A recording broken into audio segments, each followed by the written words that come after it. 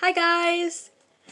Today on this last video of the video series, I will be talking about chronic illnesses from my point of view and how to promote self-efficacy and self-management with them.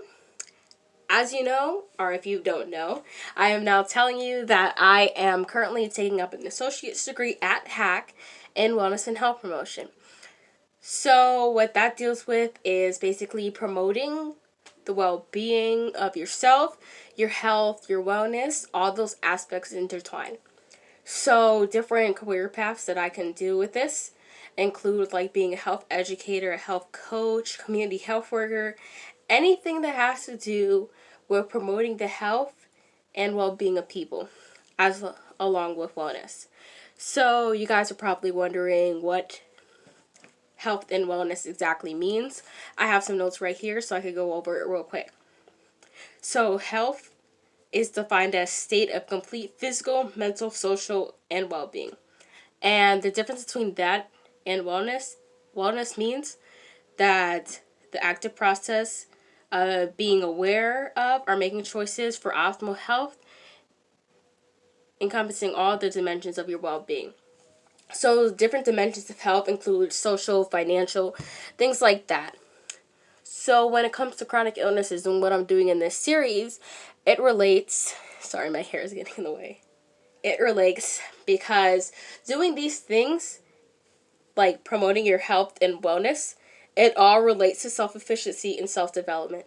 And you can do that with chronic illnesses. So let's say, you're diabetic. So a form of self-management would be using your insulin every day. So self-management is basically managing your health in a specific way. And self-efficacy is saying, okay, you know what? I got this. I can do this. I can promote my health, my behavior in a specific way. You know, I'm efficient in this. I got this. And so this whole video series is just me interviewing people in a way to get the word out there how like we should interact and help people with chronic illnesses in a way that will help promote them. So like for example, let's look back at the asthma interview I had with my friend Sarah Grubb. In that one I asked her like how exactly does she deal with this and like different ways she wishes that she could improve on her health. And one specific thing that she mentioned was that she wished she would carry around her inhaler with her more. And that would be like a part of self-management, carrying around your inhaler, something as easy as that. So in this specific video, I will be talking about it from like my point of view and how you can improve in that way. So I have a lot of background on this from just experience. For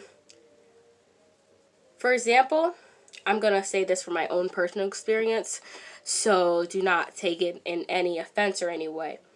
As part of my course load, I took a physical class, PE class, sorry, I'm nervous, a PE class. In that PE class, I chose to focus on yoga.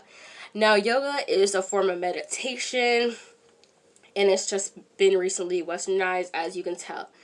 So meditation is a really good way to promote self-management, mindfulness, which is another thing that I'll talk on later. And all of this helps you to promote balance in your life, as well as promote a sense of calm and, you know, a sense of, well, yeah, I got this. And like, I don't know how other people's experiences will be, but yoga has definitely helped me to improve my life in different aspects such as health and emotional health.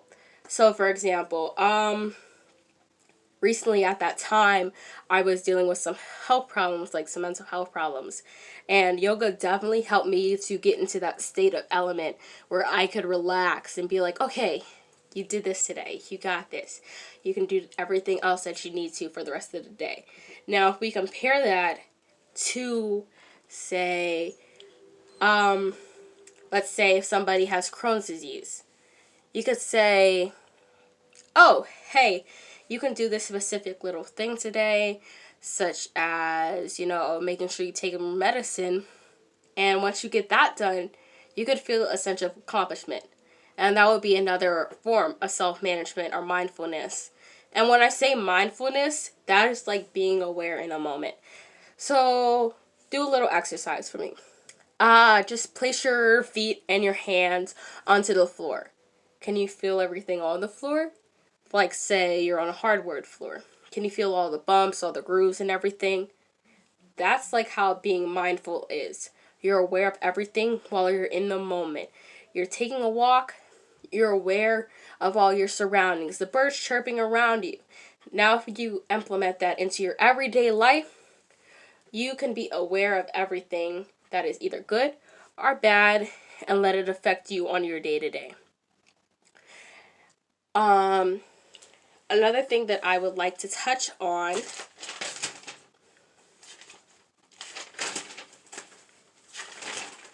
is elevator music playing in my head. Is other ways how to implement self-management into your life. So it could also be other things instead of just taking your medicine or, taking your shot of insulin, using your inhaler, simple things like that you should do that your doctor prescribed to you. So self-management is making sure that you manage yourself in a decent way. So that can be used in various different parts of aspects and dimensions of health. So let's look at financial health. Financial health, it means that you are financially wise and healthy. So let's say you are aware of your bank account balance right now at the moment. You are making sure that you aren't overspending. You have set yourself a budget if you need to. Things like that. And you aren't like stressed about your financial well-being. So let's try and implement that to your health when dealing with a chronic illness. So let's look at asthma again, because that's a really easy one that many people have, and it's really like relatable. So let's look at asthma in terms of financial health and managing that. So what you could do, or what an example of that would be, is, for example, inhalers, emergency inhalers. They cost a lot sometimes upwards to $300, which to me, frankly, is ridiculous. Sometimes they can cost up to $300, and that sometimes they're like, one-time use, or just used in case of emergency. So a good example of financial health in that element is that you have insurance covering that, or some other sort of plan that helps to cover that, so you do not have to stress out about that. Now, saying that, not everybody can be able to afford that, or they just don't have the insurance for that. So let's say your financial wellness is just crumbling because that it can, or you might just not be affected by it. You might just have a regular inhaler that you use every day, which can be significantly cheaper in certain cases. You can also implement something as emotional health into asthma. Sometimes asthma can just get you down, because for people who have it worse, it might just affect your daily life, your social life, which will also affect your social health. And you might not want to go out more and be around dust or pollutants that help to trigger your asthma. So what I'm saying here is that all these different things intertwine into self-management. So, knowing all that, you might be asking, well, what are all the different ways that I can self-management, little Danielle? And I'm here to tell you. So there are many different ways to help yourself to self-management. Many different ways, Calio. As I mentioned before, There is yoga, meditation, all these different things. Sorry, I'm moving around my candles and on my press myself looking for my notes. All these different things can help you manage yourself. And this also relates to self-efficiency, like what we know before, is having a sense of, I got this, I can do this.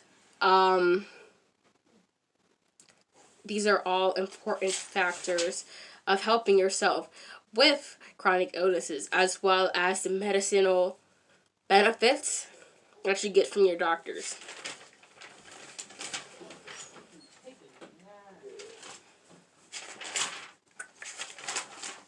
Also, I am sorry if you hear my brother in the other room. I do not know what he is talking about right now.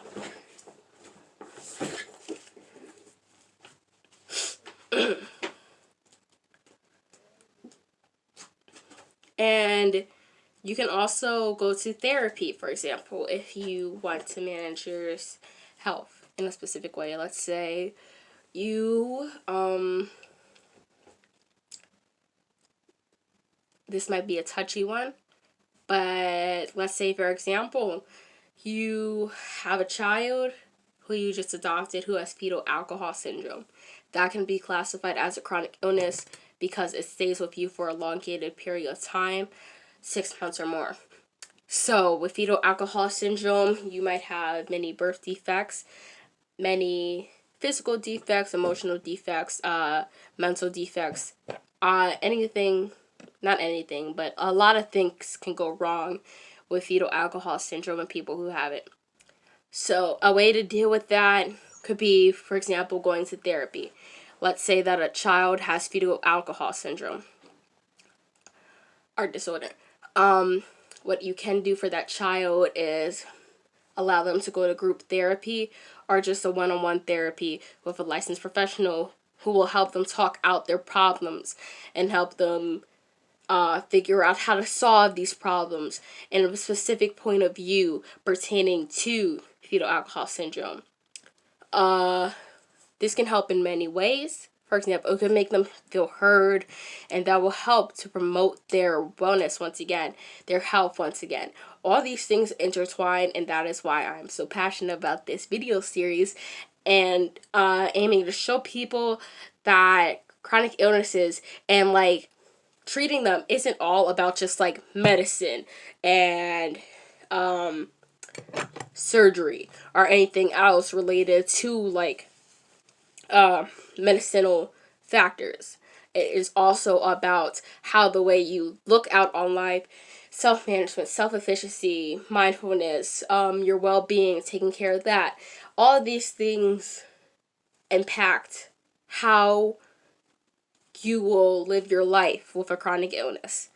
And I think what I'm trying to project out there with this series is that there are many different ways that you can get help if you have a chronic illness. There are many different ways that students learning about chronic illnesses can learn more about it and be empathetic towards people who have chronic illnesses. Because if you didn't know before, a lot of the population has a chronic illness. For example, I did some research earlier before, and about, I think it said 1 in 5 adults have a chronic illness in the United States. And knowing how many people we have in the United States, that is sure a lot.